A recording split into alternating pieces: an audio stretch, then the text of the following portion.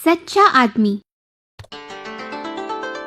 विजयनगर का राजा समझता था कि उसके राज्य में कोई झूठ नहीं बोलता। एक दिन दरबार में उसने रामन से कहा, रामन, मेरी प्रजा में कोई भी झूठ नहीं बोलता। मुझे ऐसा नहीं लगता महाराज। अपने स्वार्थ के लिए कभी न कभी हर कोई झूठ का सहारा लेता ही है। साधु संत ही ऐसे लोग हैं जो कभी झूठ नहीं बोलते। नहीं, मुझे नहीं लगता। मैं और मेरी प्रजा साधु संत तो नहीं है, पर हम कभी झूठ नहीं बोलते।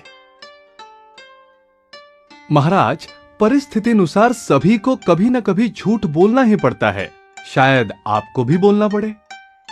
ऐसा तो ठीक है, अब तुम मेरे मुंह से झूठ बुलवा कर ही दिखाओ।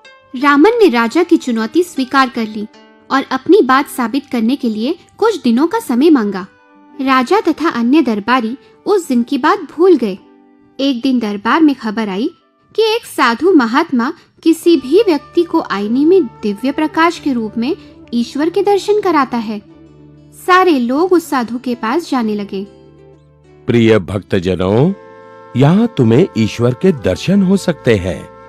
उस कमरे में एक आईना है जिसमें दिव्य प्रकाश के रूप में ईश्वर स्वयं दर्शन देंगे, परंतु सिर्फ सच्चे लोगों को। झूठे लोगों को मात्र खुद की छवि ही नजर आएगी। कुछ लोग अंदर जाकर आईने में झांक कर आए और बाहर आकर लोगों से कहा कि उन्हें ईश्वर के दर्शन हो गए। धीरे धीरे ये खबर राजा तक पहुंची। राजा अपनी रानी और मंत्रियों के साथ उस साधु के पास गया। पहला मंत्री अंदर आईना देखकर बाहर आया। आहा, मैंने दिव्य प्रकाश देखा महाराज। कितना सुंदर रूप था ईश्वर का। एक के बाद एक मंत्री अंदर गए और बाहर आकर उन्होंने राजा से डरकर झूठ बोला। उसके बाद रानी अंदर गई। उसे केवल अपनी ही छवि नजर आई, परंतु बाहर आकर उसने भी सबसे झूठ कहा। वाह, कितना अद्भुत प्रकाश! मैंने मेरे जीवन में ऐसा दिव्य प्रकाश पहले कभी नहीं देखा महाराज। ठीक है, मैं भी ईश्वर के दर्शन करके आता हूँ। अब राजा अंदर गया।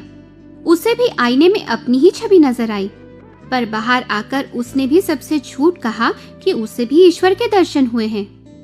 महाराज, क्या आपने दिव्य प्रकाश देखा?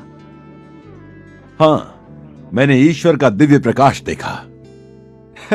ये कैसे संभव है महाराज? वो आईना तो एक सामान्य आईना है।